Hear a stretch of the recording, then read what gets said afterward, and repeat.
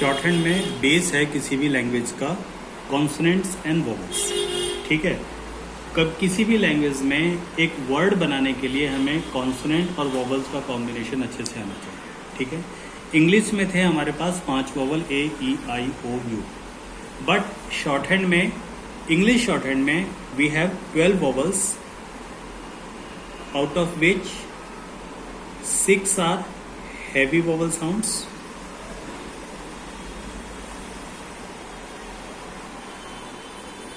and remaining 6 are light vowel sounds.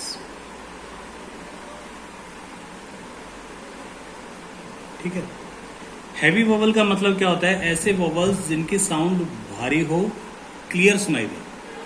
ठीक है, और लाइट वोवल साउंड जहां बहुत हल्के वोवल की साउंड आती है और कई बार 2 कॉन्सोनेंट्स के बीच में वोवल की साउंड आती भी नहीं है, जिसको अ की साउंड बोलते हैं। ठीक है, इनको हम लॉन्ग वोवल साउंड्स भी कहते हैं और इनको हम शॉर्ट वोवल साउंड्स भी कह सकते हैं।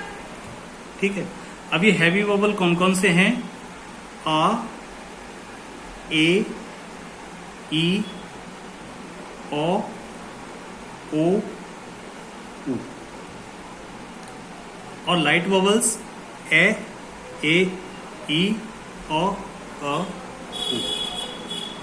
ठीक है, आ, ए, ई, ओ, ओ और यू। ए के हल्की साउंड, ई, ओ की हल्की साउंड, अ और उ। वोवल को अगर अच्छे से याद रखना है तो 2 सेंटेंस क्लियर हमेशा के लिए याद रख लो। पा, मे, वी, ऑल, गो, टू। पा में किसकी साउंड? आ की, मे में ए की, वी में ई की, ऑल में औ, गो में ओ, टू में ऊ, बड़ा। That pen is not much good. That pen is not much good. That में ए की साउंड, पेन में जहां पे भी स्पेलिंग में ई आए और ए की साउंड हो, pen, man, ten, then, hen, वहां E. Is not much good. अब 6 हैवी वोवल और 6 लाइट वोवल, इनको हम रिप्रेजेंट करेंगे 3 हैवी डॉट और 3 हैवी डैश, 3 लाइट डॉट और 3 लाइट डैश। अब 3-3 है, इसको हम प्लेसेस में कन्वर्ट कर देते हैं। First place, second place, third place. First place, second place, third place. It means first place का एक हैवी डॉट और एक हैवी डैश, और फर्स्ट प्लेस का ही एक लाइट डॉट और एक लाइट डैश। इसी तरह से सेकंड, इसी तरह से थर्ड।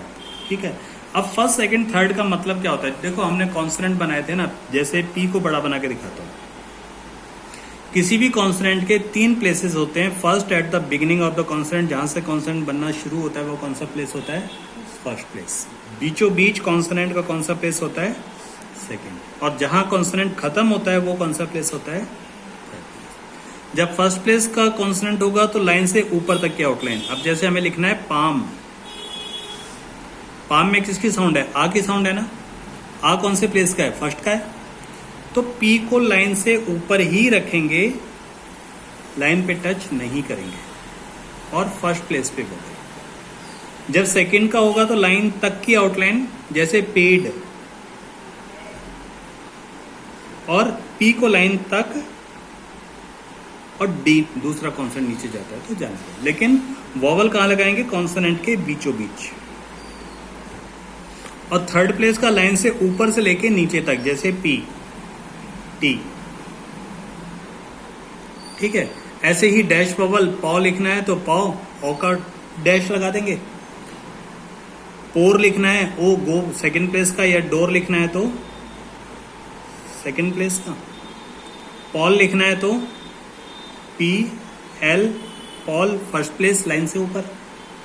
ठीक है, लेकिन थर्ड प्लेस का अगर तो सिंगल कॉन्सोनेंट है तो हम ऐसे लगा देंगे P।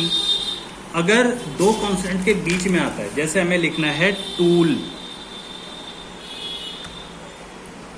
तो लाइन से नीचे थर्ड प्लेस, और जहां सेकेंड कॉन्सोनेंट खत्म हुआ उससे पहले, ठीक है, third place vowel end of the second consonant before, ठीक है, सेकेंड कॉन्सोनेंट जब खत्म हुआ उससे पहले। जैसे पैक, दैट वाला वोवल है, पेक और पिक। पैक फर्स्ट का है, पेक सेकंड का है और पिक थर्ड का है। एक्सरसाइज नंबर 5, 6, 7, 8, 9 सारा ही वोवल से, ठीक है। उसमें कैपिटल लेटर्स के लिए है बस एक चीज़, ठीक है। किसी भी कैपिटल, जैसे नाउन इंग्लिश में, उसका हम इंग्लिश में जब लिखते थे तो फर्स्ट लेटर कैपिटल लिख देते हैं। अब जैसे आपका ही नाम है रितिका, ठीक है, अगर इसका फर्स्ट लेटर लिखेंगे तो हम कैपिटल लिखेंगे इंग्लिश में, ठीक है। बट शॉर्ट हैंड में हम क्या करेंगे, आउटलाइन बनाओ, Ritika, third place, second consonant जब खत्म हुआ उससे पहले, तिक, सेकंड कॉन्सोनेंट जब खत्म हुआ उससे पहले, और का, के फर्स्ट प्लेस पे, पर इसके नीचे ये कैपिटल है, ठीक है। सिर्फ नाउन को शो करने के लिए। सेंटेंस का फर्स्ट लेटर तो हमेशा कैपिटल होता है, वो तो अंडरस्टूड है बाकी के लिए, ठीक है।